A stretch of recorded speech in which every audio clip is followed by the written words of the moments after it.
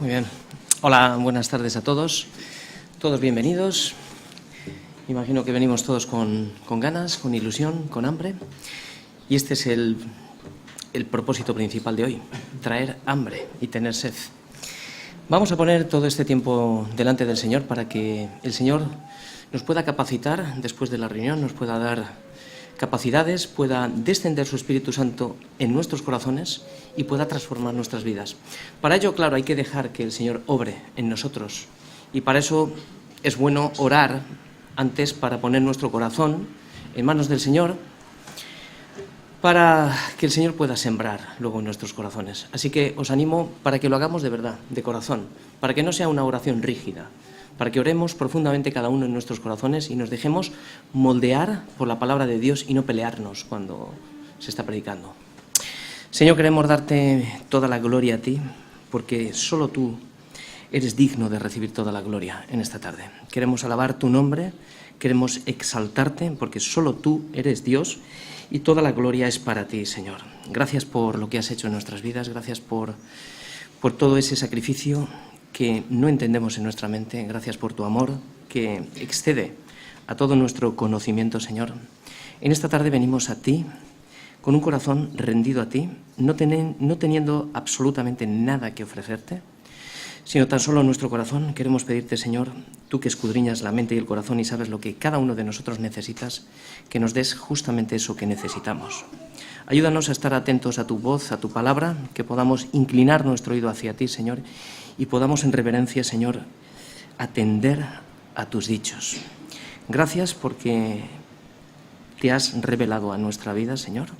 Te pedimos que le des fortaleza al pastor predicando, que pongas en tu palabra el amor que desciende de ti, Señor, que recibamos tu palabra con amor, Señor, y que infundas tu Espíritu Santo en tu palabra, Señor, para que separe, para que corte y para que quite aquello que sobra de nuestra vida. Todo esto lo ponemos delante de ti y lo hacemos en esta tarde en el poderoso nombre de tu Hijo Jesucristo. Amén. Muy bien, el domingo pasado tuvimos nuevamente la predicación, fue un recordatorio y como bien sabemos se nos olvida la mayoría de las cosas, por eso la palabra continuamente nos dice y os acordaréis, y nos volvió a recordar. Siempre la palabra nos habla de lo mismo, siempre nos habla de quiénes somos, de quién es Él, lo que Él hizo por nosotros, y luego la esperanza de vida, que es más o menos lo que se predicó el domingo pasado.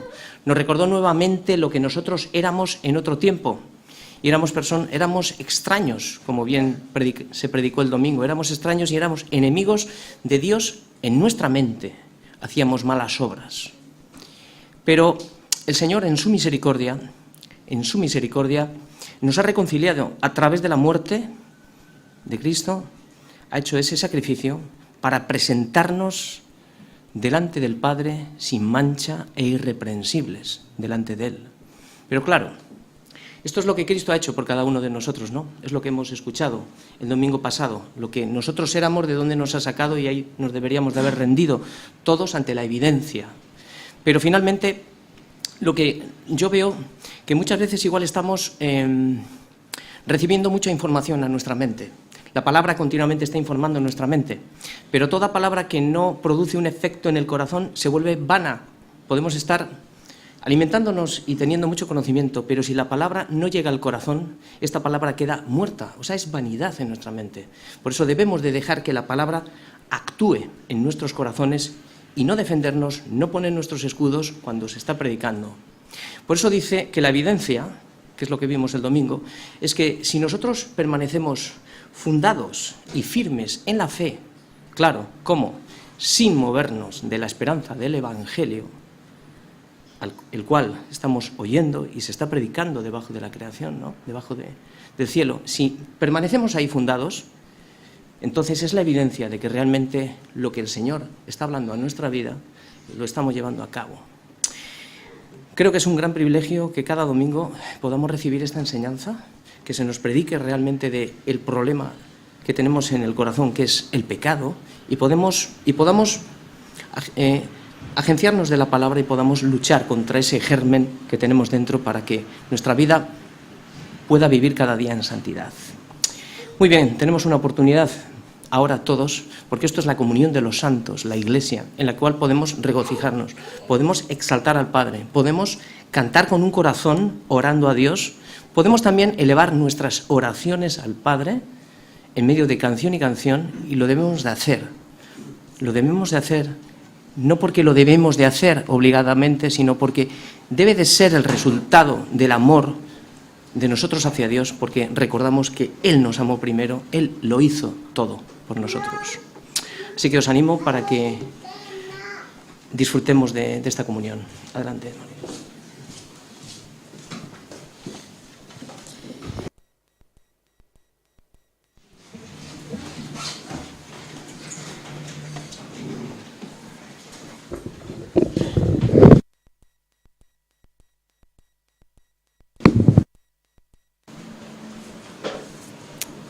Muy bien, bienvenidos, especialmente bienvenidos a aquellos que nos visitáis por primera vez, así que estáis en vuestra casa.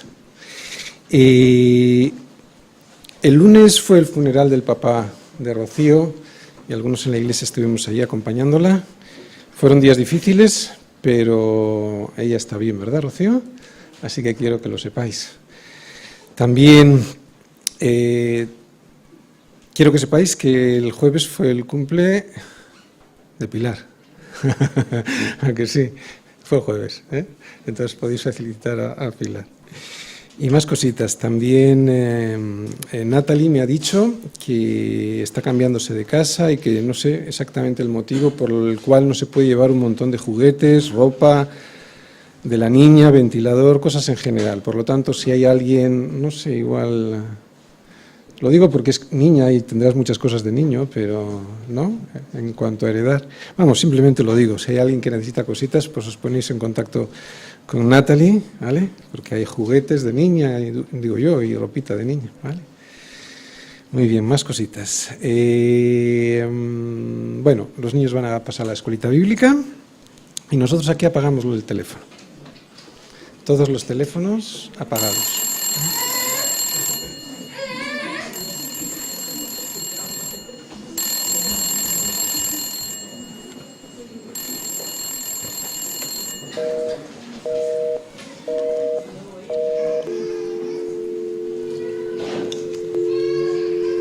Dile que apague el teléfono.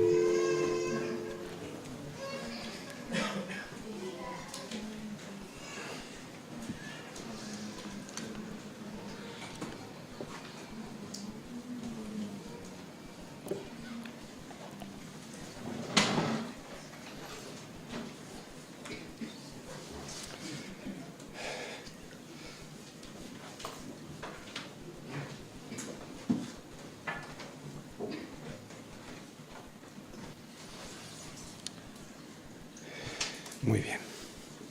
¿Ya estamos todos? Sí. Tiene que venir algún papá seguro, ¿no? Alguna mamá. Sí.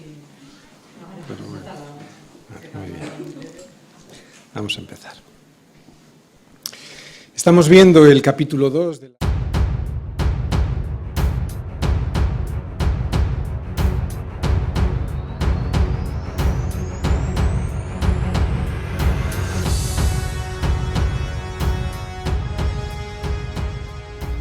Estamos viendo el capítulo 2 de la carta de Pablo a los Colosenses y a partir del versículo 8 de este capítulo 2, Pablo entra en el corazón del problema que estaba a punto de hacer fracasar a los colosenses como verdaderos cristianos. El horror que los falsos maestros en la iglesia de Colosas estaban introduciendo en la congregación venía disfrazado de ritos judíos equivocados y de filosofías vanas y engañosas que dependían de las tradiciones humanas, o sea, de un sistema religioso inventado por los hombres. Era un sistema muy atractivo para los colosenses porque aunque los falsos maestros no negaban a Cristo para no levantar sospechas, sí que lo utilizaban para introducir sus enseñanzas en una mezcla de Cristo, filosofía griega, ritos judíos y adoración a los ángeles. Y era muy atractivo porque esta búsqueda en los arcanos profundos de los misterios del universo, lo que hoy entenderíamos por esoterismo, era la forma que tenían los griegos del siglo I de buscar la sabiduría. ¿Y quién va a rechazar la sabiduría? Por eso era una forma muy inteligente de introducir el error en la Iglesia y hacer desviar a los colosenses del solo Cristo, de aquel único en el que tenían que poner toda su confianza. Por eso Pablo les advertía, y es aquí donde vienen los versículos que centran el problema y que ya vimos desde el versículo 8 al 15. Mirad que nadie os engañe por medio de filosofías y huecas sutilezas, según las tradiciones de los hombres, conforme a los rudimentos del mundo y no según Cristo, porque en él, en Cristo, habita corporalmente toda la plenitud de la deidad. Y vosotros estáis completos en él, que es la cabeza de todo principado y potestad. En él también fuisteis circuncidados con circuncisión no hecha a mano, al echar de vosotros el cuerpo pecaminoso carnal en la circuncisión de Cristo. ¿Y cómo se simbolizó esta circuncisión? Pues sepultados con él en el bautismo, en el cual fuisteis también resucitados con él, mediante la fe en el poder de Dios que le levantó de los muertos. Y a vosotros, estando muertos en pecados y en la incircuncisión de vuestra carne, os dio vida juntamente con él, perdonándoos todos los pecados, anulando el acta de los decretos que había contra nosotros. Y ahora él, Pablo, se incluye, a pesar de que estaba circuncidado en la carne, que nos era contraria a este acta de los decretos, quitándola de en medio y clavándola en la cruz, y despojando, esto significa desarmando a los principados y a las potestades, esas en las que estáis a punto de poner vuestra confianza, desarmándolos, los exhibió públicamente, triunfando sobre ellos en la cruz. Ya antes de estas líneas, en los versículos 2 y 3, Pablo les había advertido que el verdadero misterio, sabiduría y conocimiento que buscaban estaba escondido en Cristo y solo en Cristo. Así pues, los colosenses estaban siendo sometidos a una presión extrema, no solo por los falsos maestros que se habían introducido en la Iglesia, sino también por la cultura griega dominante de su entorno, que amaba este tipo de sabiduría y de misterio. El problema de buscar la sabiduría fuera de Cristo es que siempre te lleva al error. Por eso Pablo les recuerda las dos cosas básicas y fundamentales y más importantes del cristianismo. Las acabamos de leer en los versículos 9 y 10. Versículo 9, que en Cristo habita corporalmente toda la deidad, y en el versículo 10, que vosotros estáis completos en él. Este es el corazón de la revelación de Dios al hombre, que tú y yo podemos encontrar a Dios en Cristo y que al tenerle a él ya lo tenemos todo. Cuando alguien entiende esto y lo acepta, o sea, lo recibe de verdad en su corazón, resulta una revolución en su vida porque hace que además de conocer de verdad a Dios, resulta que uno se conoce a sí mismo, realmente a sí mismo, de verdad y sin engaños. Y entender quién soy yo y por qué actúo como lo hago y saber que todo eso me lleva al abismo hace que pueda rectificar la dirección de mi vida. Estar en Cristo y andando en Él, ¿recordáis? O sea, arraigados, sobreedificados y confirmados en Él, resulta que me da la libertad que antes no tenía porque desconocía mi situación. ¿Y cuál era mi situación? La de un hombre insensato. Un hombre insensato que edificó su casa sobre la arena. Despreciar a Dios y sus consejos, nos dice Jesús, es como aquel hombre insensato que edificó su casa sobre la arena y que cuando descendió lluvia y vinieron ríos y soplaron vientos y dieron con ímpetu contra aquella casa y cayó, fue grande su ruina. Al principio este hombre insensato no lo ve ni se lo imagina, pero construir la vida sin tener en cuenta a Cristo es una ruina aquí y allí en la eternidad. Por eso lo inteligente es cortar con esta forma de vivir. Es lo que dice Jesús al terminar el Sermón del Monte, que cualquiera pues que me oyera estas palabras y las hace, le compararé a un hombre prudente que edificó su casa sobre la roca. Sabemos que la roca sobre la que tenemos que construir toda nuestra vida, toda y no parte, es Cristo. Y también sabemos que al tomar esta decisión, los demás, como mínimo, se van a reír de nosotros. pero allá cada cual con su responsabilidad. Yo sé que aquí todas mis decisiones tienen consecuencias y las tienen para mí y para los que me rodean, especialmente para mis hijos. Y no voy a dejarme arrastrar por las filosofías de un mundo que está claro, que no tiene nada claro. Nadie sabe ni de dónde viene ni a dónde va. Es más, si fuésemos honestos con nosotros mismos y con nuestra historia universal, descubriríamos al hombre siempre dando vueltas. Un hombre que ni se encuentra a sí mismo ni a Dios, y angustiado por una muerte que no entiende ni acepta. Y además que le va a llegar sí o sí. ¿Y cómo la va a aceptar si fuimos creados para no morir? Pero tiene que ser este no morir a través de Dios, a través del árbol de la vida.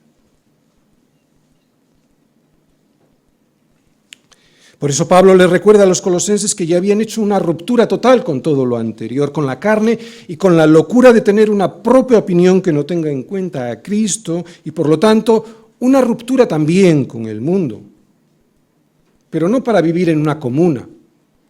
Una ruptura con el mundo lo que significa es una ruptura con este sistema de valores que en cada momento impera y que siempre fracasa en su intento de darle sentido a la vida y al hombre. Esta ruptura con todo lo anterior, que es para estar en Cristo que da la vida, la simbolizaba Pablo, ¿recordáis?, con dos imágenes. La circuncisión que hace Dios en el corazón y que arranca simbólicamente de nosotros esa carne que nos impedía seguir a Cristo, y el bautismo, que hunde también simbólicamente esa carne en la tumba para darnos una verdadera vida en su resurrección. Lo vamos a recordar, versículos 11 y 12. En él también fuisteis circuncidados, con circuncisión no hecha a mano, al echar de vosotros el cuerpo pecaminoso carnal en la circuncisión de Cristo, sepultados con él en el bautismo, en el cual fuisteis también resucitados con él, mediante la fe en el poder de Dios que le levantó de los muertos. Estas dos imágenes que ya explicamos hace 2 domingos, lo que nos muestran es una ruptura radical, final, total, definitiva, porque en Cristo lo tenemos todo, porque en Cristo no nos falta nada. Y se simboliza de esta manera. De hecho, en Él lo tenemos todo, tenemos una vida nueva. Al estar en Él morimos con Él y resucitamos con Él. No es una vida, esta vida nueva no es una vida que provenga, ¿recordáis?, del rito del bautismo, porque ningún rito puede dar vida de verdad al quitarnos el poder del pecado. Ningún rito tiene el poder de quitarnos el pecado para darnos vida. Ese poder del pecado que hace que no le creamos a Dios ni queramos. Este milagro solo lo puede hacer Dios. Por eso Pablo lo quiere dejar muy claro cuando dice que esto ocurre mediante la fe, sí, pero es el poder de Dios. Mediante la fe en el poder de Dios. Quien ejerce ese milagro es Dios con su poder y nos lo transmite a través de la fe. No es el bautismo el que produce esta regeneración del corazón, el cambio del corazón es simbolizado por el bautismo. El bautismo en sí mismo no produce ningún carácter, solo refleja al mundo que ese carácter ya ha sido regenerado por Dios. El bautismo, pues, no es en sí mismo un medio de gracia, sino la manifestación exterior de que la gracia de Dios, o sea, la salvación, ya ha ocurrido en nuestra vida. Por eso ahora Pablo les va a recordar a los colosenses cómo fue el proceso de este cambio que tuvieron. Y se lo va a recordar para que permanezcan en esa relación personal que tenían con Cristo hasta ese momento. Y para que no caigan en el engaño de una religión ritual que, aunque cristiana, y entre comillas, lo que produce es muerte y no vida. Ya habían sido vivificados por su relación personal con Cristo, iban a entrar en un rito. Y se lo va a recordar en tan solo 3 líneas, versículos del 13 al 15, que es sobre lo que hoy vamos a predicar. Y a vosotros, estando muertos en pecados y en la incircuncisión de vuestra carne, os dio vida juntamente con él, perdonándoos todos los pecados, anulando el acta de los decretos que había contra nosotros, que nos era contraria, y quitándola de en medio y clavándola en la cruz, y despojando a los principados y a las potestades, los exhibió públicamente, triunfando sobre ellos en la cruz. Los colosenses habían cortado sus lazos con el pasado. Era un pasado que tenía poder sobre ellos. Sí, porque aunque la gente que no tiene a Cristo piensa que es libre, resulta que están atados. Están atados a las filosofías de un mundo con sus huecas sutilezas. Son filosofías que surgen de las mentes de los hombres y que se transforman con el tiempo en tradiciones. Y esas tradiciones, que conforme a los rudimentos del mundo que en cada momento y lugar estén de moda, resulta que nos llevan a cualquier sitio, pero jamás nos llevan a Cristo, que es el único que puede dar la vida. Están cautivos y no lo saben, y entiendo que no lo sepan. Por eso nuestra labor como Iglesia es proclamarlo para que salgan de ese error. Cuando uno es joven no se da cuenta porque no se piensa en la muerte y todo parece que sale bien. Y cuando uno es viejo ya tiene la conciencia tan cauterizada después de haber rechazado a Cristo permanentemente que tampoco quiere aceptar que se ha equivocado durante toda su vida. De ahí la importancia del dolor y las pruebas, sobre todo cuando somos jóvenes. Aunque el mundo las ve como la demostración de que Dios no existe o de que si existe es malo o no se preocupa de nosotros, resulta que las pruebas y el dolor son la llamada de atención más potente que Él utiliza para que miremos al cielo y le preguntemos ¿dónde está? Y cuando alguien pregunta, llora o incluso grita a Dios ¿dónde estás?, Él siempre te dirá que mires a Cristo, que permanezcas en Él, porque estando en Él conoceréis la verdad y la verdad os hará libres. Pero hay que escucharle, no solo preguntarle. Esta libertad que da Cristo es la verdadera vida aquí a pesar de los problemas y allí en la eternidad. Por eso Pablo le dice a los colosenses que solo es Jesucristo quien tiene toda la autoridad y que solo Él venció al pecado y lo hizo despojando a los principados y a las potestades. ¿Cómo? Triunfando sobre ellos en la cruz. ¿Por qué? ¿Por qué lo tuvo que hacer? Porque allí canceló nuestra deuda, la que nos acusaba delante de Dios Padre. Cualquier filosofía, por muy bien que esté trazada, pensada y definida doctrinalmente, siempre estará condenada al fracaso. Siempre estará condenada al fracaso si no es según Cristo. Lo sabemos por la Biblia y se puede comprobar observando la terrible historia de la humanidad. Para poder ser salvados de nosotros mismos y de nuestra propia opinión que siempre nos lleva al desastre, necesitamos estar unidos a Cristo, ya que en ningún otro hay salvación, porque no hay otro nombre bajo el cielo dado a los hombres en que podamos ser salvos, porque ningún rito o religión salva, solo Cristo salva. Pablo nos acaba de mostrar que cuando un creyente está unido a Cristo, ocurre una transformación similar a la muerte seguida por la resurrección. Es una transformación en la mente y en el corazón que nos muestra un antes y un después y que se evidencia en una vida nueva. El antes y el después, de no tener nada a tenerlo todo. Colosenses 2, versículos del 13 al 15. Versículo 2, 13, primera parte. Y a vosotros, estando muertos en pecados y en la incircuncisión de vuestra carne, os dio vida juntamente con Él. Este es el resultado de haber confiado en Cristo y solo en Él, que pasamos de estar muertos a tener vida juntamente con Él. Y este sería el esquema de los versículos que vamos a ver hoy. Que cuando ponemos toda nuestra confianza en Cristo, primero lo que tenemos es vida. Versículo 13a. Lo segundo es que somos perdonados. Versículo 13b y 14. Y lo tercero es que somos más que vencedores. Versículo 15. Primera parte. Tenemos vida. Y a vosotros, estando muertos en pecados y en la incircuncisión de vuestra carne, os dio vida juntamente con Él. Vamos a prestar atención porque esta vida la mayoría de la gente no la entiende. Lo que acabamos de leer aquí es la condición espiritual en la que está cualquier ser humano que todavía no ha puesto su confianza de verdad en el poder que Dios tiene de darle la vida juntamente con Cristo. Y esta condición es muerte. Es muerte. Todo el mundo está en esta condición hasta que pone su confianza en el poder de Dios a través de la fe en Cristo Jesús. Estar en Él, en comunión con Él, es lo que nos da vida juntamente con Él. Cualquier cosa que no sea esta comunión, y es lo que les intenta decir Pablo a los colosenses, cualquier cosa que no sea esta comunión con Cristo es estar enfrentado a Dios, aunque a nosotros no nos lo parezca. ¿Por qué? Porque estamos en un rito religioso, por ejemplo. El error en el que estaban a punto de entrar los colosenses era el de dejar esta confianza y comunión con Él para poner su confianza en un sistema religioso y ritual, aunque cristiano, entre comillas, pero que les alejaba absolutamente de Cristo.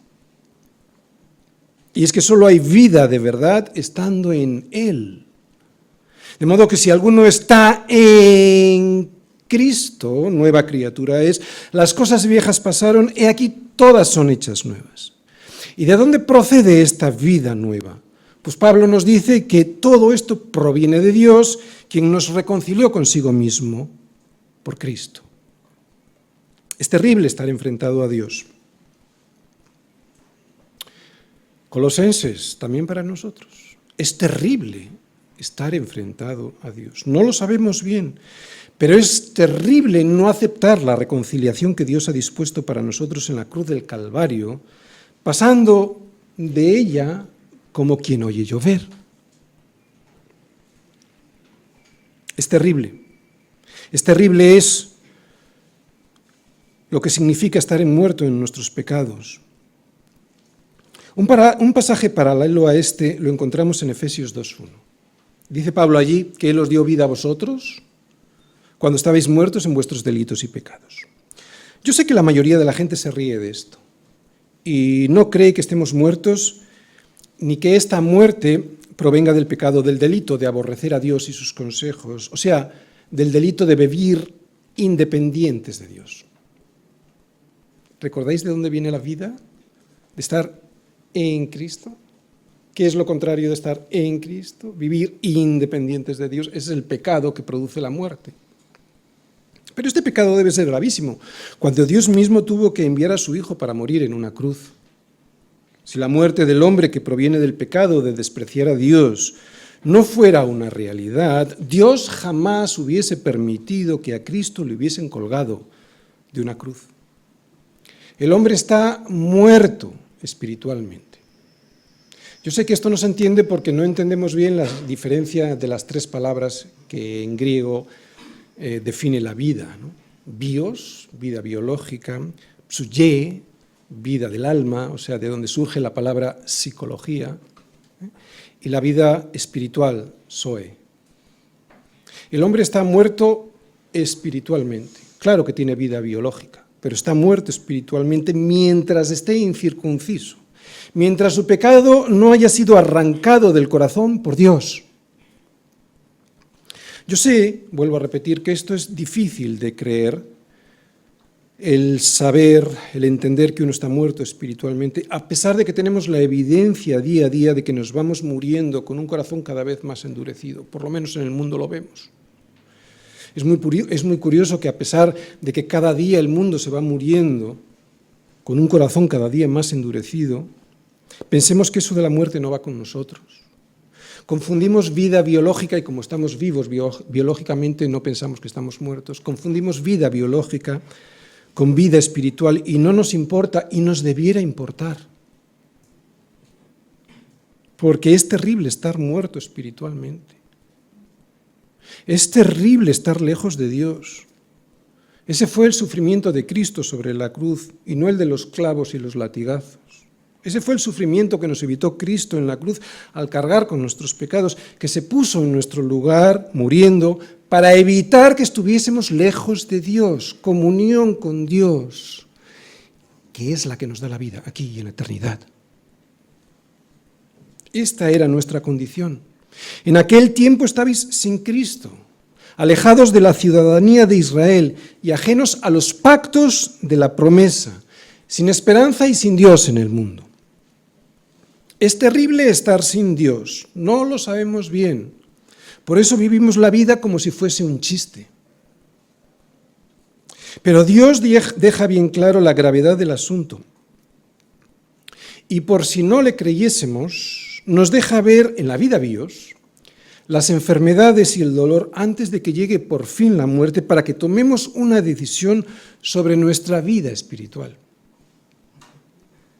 Es terrible estar sin esperanza y sin Dios en el mundo, pero ahora en Cristo Jesús, vosotros que en otro tiempo estabais lejos, habéis sido hechos cercanos por la sangre de Cristo.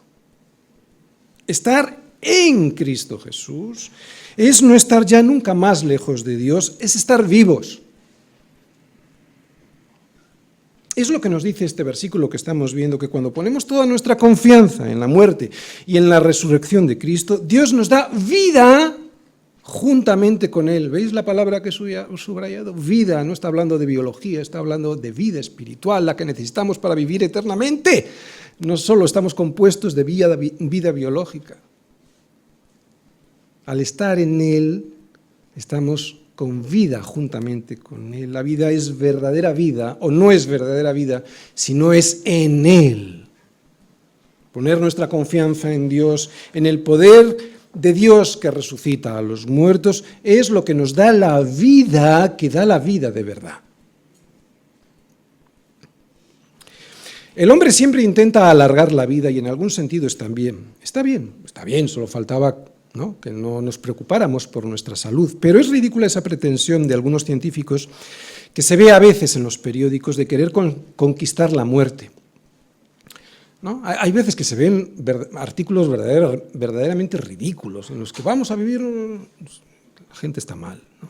El ser humano jamás el ser humano conquistará la muerte, porque hay una sentencia de Dios sobre el hombre que no será removida a no ser que volvamos a tener comunión con Él. La vida eterna solo proviene de la aprobación que Dios haga de mi vida. Si Él me acepta, será porque me considera justo. Eso significa que he cumplido perfectamente la ley de Dios, atención, en todos sus puntos y sin haber fallado jamás ninguno de ellos. Y está bien, a ver quién puede. Pero yo me declaro incapaz. Por eso me acojo a la aprobación que Dios Hijo de su Hijo, que Dios Padre hizo de su Hijo, muriendo y resucitando por mí. Yo me acojo a esa aprobación y no espero a que sea aprobado en mí mismo, por mí mismo. Que nadie se engañe, la verdadera vida solo la puede dar Dios a través de su Hijo y la podemos tener porque somos perdonados. Sin el perdón nadie se podrá presentar delante de Dios. Sin el perdón de Dios sería imposible porque la paga del pecado es muerte. Si queremos tener vida, que es de lo que está hablando este versículo, el pecado que nos lleva a la muerte debe ser eliminado. Y para que sea eliminado es necesario que seamos perdonados. Eso o presentar nuestras propias justicias. Versículos del 13 al 14. Segunda parte, somos perdonados. Decían el versículo anterior, os dio vida juntamente con Él, perdonándoos todos los pecados, anulando el acta de los decretos que había contra nosotros, que nos era contraria, quitándola de en medio y clavándola en la cruz. Hay un acta de decretos que nos es contraria. ¿Sabéis cuál es? No es la ley. Hay algunos que piensan que es la ley. No es la ley, puesto que Jesús dijo, no penséis que he venido para abrogar la ley o los profetas. No he venido para abrogar, sino para cumplir. No es la ley en sí. Ese acta son todos los requisitos de esa ley que no hemos cumplido nosotros. Este acta es un documento que nosotros mismos hemos firmado. Eso es lo que significa la palabra acta, traducida del griego hierógrafon. Ahí la tenéis en griego. Esta es la palabra que viene en el original. Acta de decretos es esa, hierógrafon. Y nos indica lo siguiente, que es un documento en el que reconocemos nuestra deuda con Dios. Este es un término que tiene un significado técnico, en el sentido de un documento en el que se reconoce una deuda. Y en el derecho mercantil español lo llamamos pagaré. Si yo emito un pagaré, lo que hago es firmar un título de crédito en el que reconozco una deuda y, atención, me comprometo a pagarla. Por eso se llama pagaré. Pero nadie puede pagar esta deuda con Dios. ¡Wow! Pues este documento en el que reconocemos nuestra deuda es el que Cristo canceló clavándolo en la cruz. Él cumplió la ley y pagó por mí lo que me tocaba a mí pagar y que yo no podía. Llegará un día en que todos los hombres tendremos enfrente a Dios y ese día seremos juzgados y la medida de ese juicio será la ley. Y ante esa ley tendremos dos posibilidades: o enfrentarla con nuestra propia rectitud, o sea, con nuestras propias justicias, con nuestros propios actos, cumpliendo el pagaré, o estar en Cristo, y ser juzgados en Él. ¿Entendéis cada día más lo que es estar en Cristo? Mucha gente prefiere enfrentarse a Dios con su propia rectitud, y se puede, claro que se puede, pero nadie podrá ser aceptado delante de un Dios perfecto teniendo pecados en su mochila, y todos los tenemos. Por lo tanto, y a menos que alguien piense que es perfecto, la locura de creerse perfecto como Dios, nadie podrá reclamarse perfectamente justo, que es lo que Dios demanda. Sin embargo, la buena noticia del Evangelio, que podemos ver por toda la Biblia y que vemos en este versículo 14, es que esa lista de cargos que había contra nosotros y que hemos firmado con nuestro comportamiento ha sido borrada. Cuando una persona confía en Jesucristo como su Salvador, Dios quita esa lista de cargos contra esa persona. Esa lista existe. ¿Sabéis por qué? Por eso sentimos culpa. La culpa es como el dolor en una enfermedad, que es necesario ese dolor para saber que algo anda mal y así ponernos en manos de un médico. Bueno, pues con la culpa igual. Dios ha puesto ese mecanismo de advertencia en nuestro corazón para advertirnos de que algo no funciona. Uno se siente culpable porque sabe que es culpable. La locura de este mundo consiste en decirte hasta la saciedad que no sientas culpa. O sea, que nos la quitamos nosotros a nosotros mismos a base de negarla, cauterizando nuestra conciencia, pero la culpa sigue. Y es el síntoma de que no somos justos. Como digo esto, evidentemente, lo de quitarnos la culpa a nosotros mismos, cauterizando nuestra conciencia, es un engaño.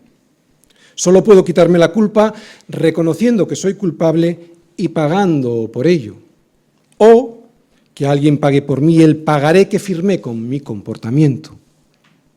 Por eso, alguien que confíe en el sacrificio vicario, esto significa sustitutivo, de Cristo, es alguien que ya no está separado de Dios. ¿Por qué? Porque lo que nos separaba de Él, nuestra deuda, ha sido tachada. Y no porque la hayamos pagado nosotros mismos, sino porque fue Cristo quien lo hizo. Pero para que ese regalo se haga efectivo, primero tengo que reconocer esa deuda y segundo, admitir mi propia insolvencia confiando en Él. Hemos sido perdonados. Es increíble este regalo porque cuando el pecado parece que nos vence, eso es mentira. Hemos sido perdonados. Ese pecado ya no tiene poder, tenemos vida de verdad, incluso desde ahora. ¿Por qué? ¿Porque nos perdonó los pecados? Bueno, no exactamente, porque Pablo no dice que nos perdonó los pecados. Lo que dice Pablo en este versículo es que nos perdonó todos los pecados, presentes, pasados y futuros. No hay nada que nos pueda acusar. La lista es interminable. Pecados por acción, por omisión, de pensamiento, a cada segundo. La lista es interminable y no es impagable porque esta lista sea interminable. No, es impagable Porque con tan solo un pecado en nuestras espaldas, y por muchas buenas obras que hagamos, que hay que hacerlas, pero con tan solo una deuda a nuestras espaldas, Dios ya nos considera culpables. ¿Te gusta? No, ¿verdad? A mí tampoco. Pero Dios es Dios y pone sus reglas. Y se pueden entender, porque cualquiera que pretenda aparecer delante de Dios manchado, le mancha a Él. Y eso no se puede permitir, porque en ese caso, Dios dejaría de ser Dios. Así pues, ahora ya lo empiezo a entender un poquito mejor y ya me empieza a gustar la justicia de Dios. De hecho, cualquiera que no esté vestido de la justicia de Cristo, que es perfecta, será automáticamente fulminado por la gloria de Dios. No podemos presentarnos sin estar vestidos de su justicia, que es Cristo. Seríamos fulminados por el sol de su justicia. Casi se puede entender como una ley física, aunque es una ley espiritual. Mirad, hay otra forma de explicar lo que el hombre no quiere entender, y no lo quiere entender por la soberbia de no aceptar que es pecador y de que tuvo que venir Dios mismo a pagar por esos pecados. Y es la siguiente. Creo que es un ejemplo muy sencillo, pero que arroja la luz suficiente para alguien humilde y que reconozca su incapacidad para cumplir con lo que Dios demanda, y es este.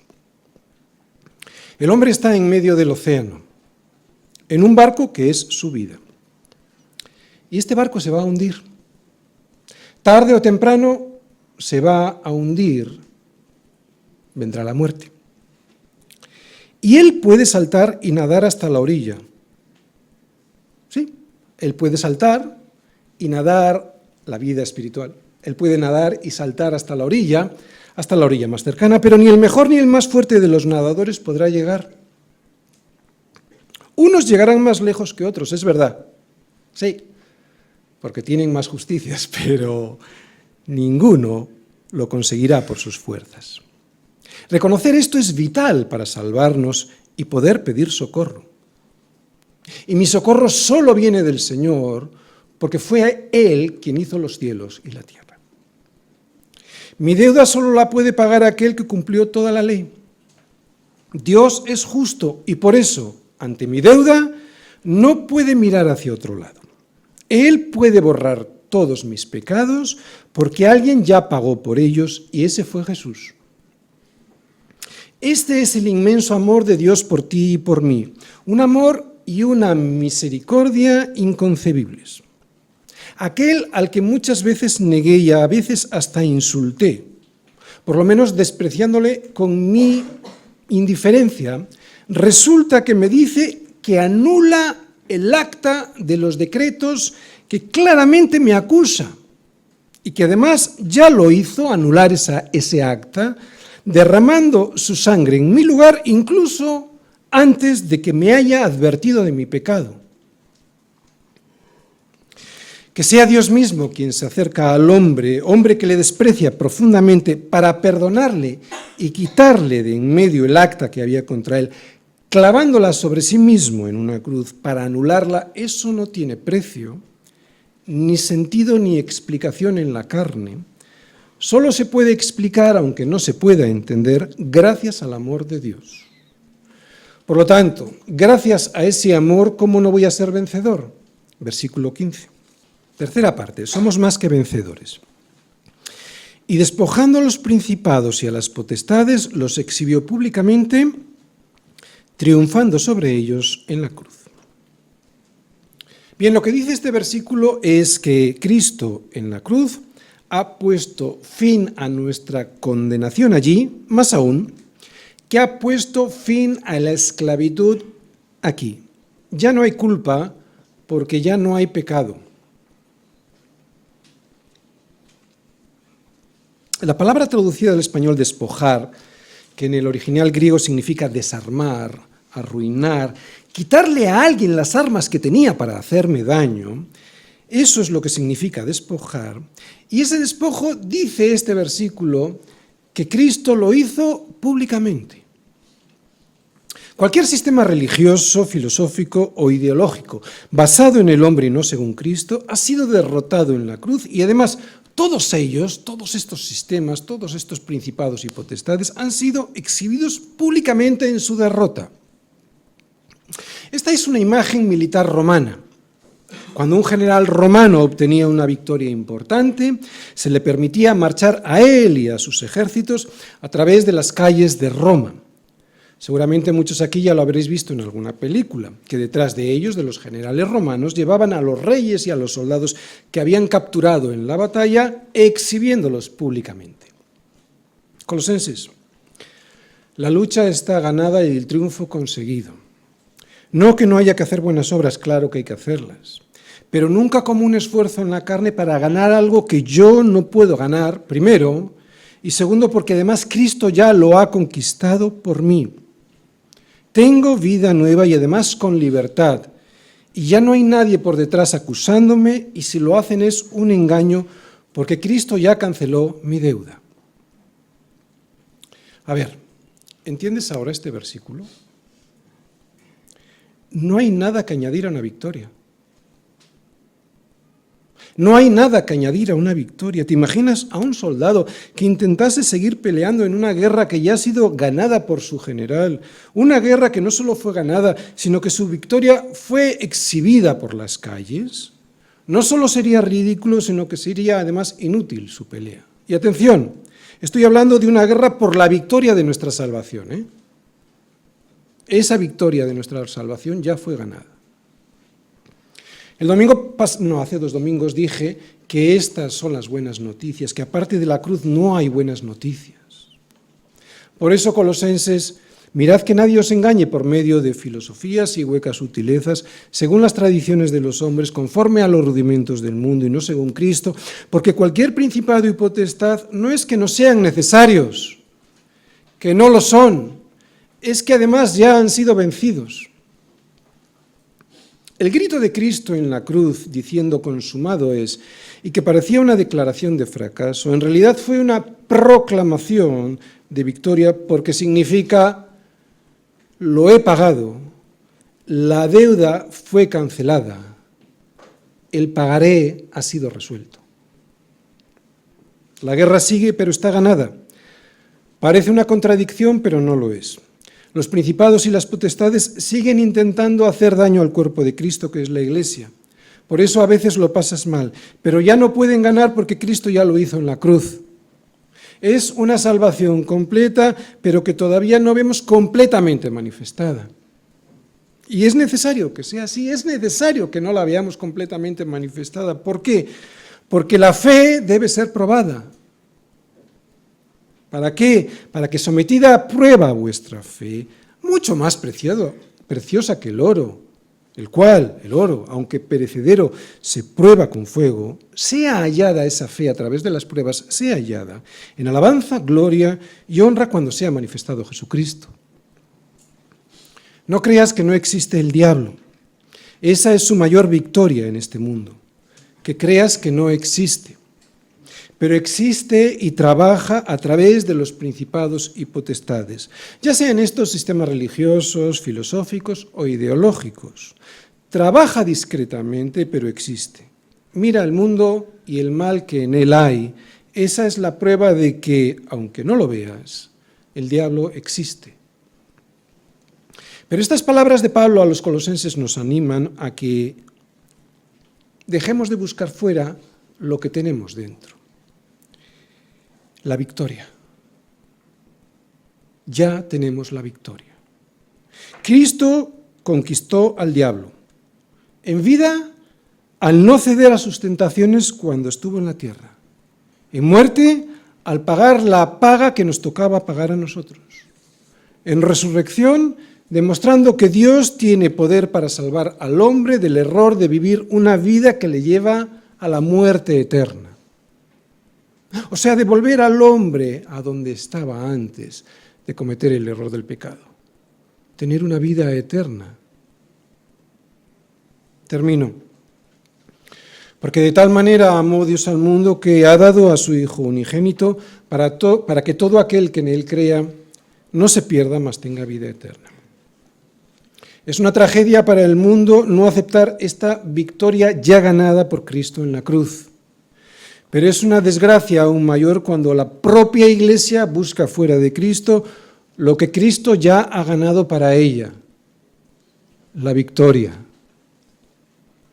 Este mundo está muerto, irrevocablemente muerto, todos sus principados y potestades. Y Cristo es el único camino que conduce a Dios. Buscar en este mundo y en sus filosofías y huecas sutilezas los tesoros que están escondidos de Dios en Cristo es una soberana necedad. Necesitamos estar en Él, necesitamos permanecer en Él y estar arraigados, sobre edificados y confirmados en Él a través de lo que Él nos dice en su palabra. No podemos salirnos de ahí para ir a buscar fuera Colosenses. Necesitamos poner nuestra confianza, toda nuestra confianza en Cristo, primero, para tener vida, como vimos en la primera parte del versículo 13, segundo, para ser perdonados, segunda parte del versículo 13 y 14, y tercero, para ser más que vencedores, versículo 15. A los colosenses de la iglesia en Bilbao me voy a dirigir ahora. O sea, a los creyentes de toda la iglesia universal, de cualquier iglesia que esté por el mundo. A los colosenses. No tengáis miedo. Somos más que vencedores si es que hemos puesto de verdad toda nuestra confianza en Cristo, en su muerte y en su resurrección. Toda. Y no os podéis imaginar qué fácil se ve cuando alguien ha puesto toda su confianza en Cristo. Se ve, incluso en los ojos. Se ve. No creas que igual estás, porque igual no estás. Si hoy no has escuchado o has pasado de la predicación, probablemente no estés. Porque no hay nadie que esté en Cristo que le rebote la palabra. Así que cuidado.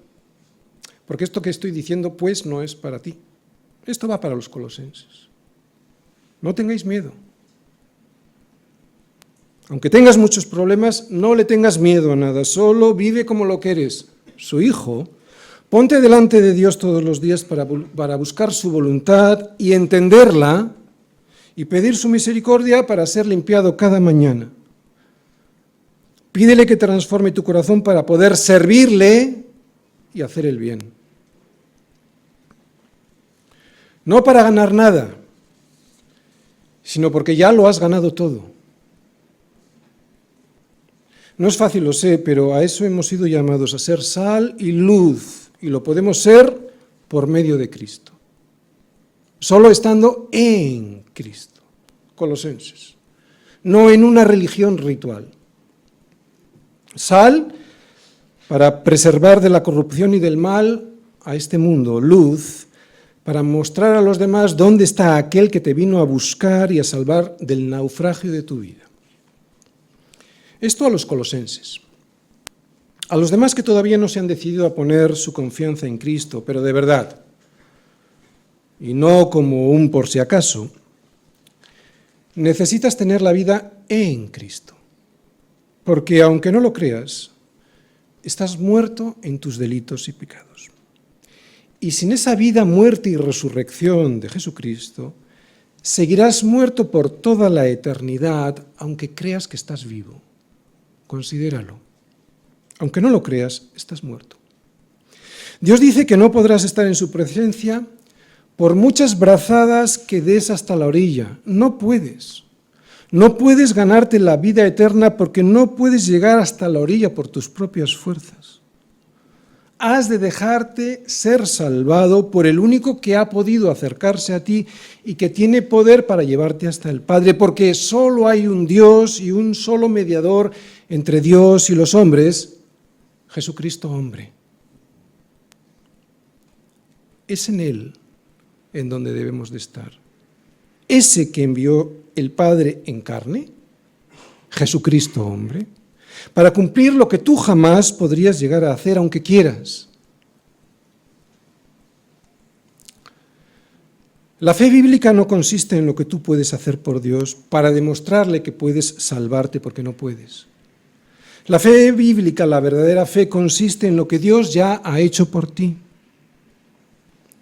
Parece fácil, pero no lo es, y no lo es porque para aceptar semejante regalo hay que ser muy humilde. Muy humilde porque hay que reconocer nuestra incapacidad para presentarnos delante de un Dios 3 veces santo. Pero es la única opción porque es la verdad.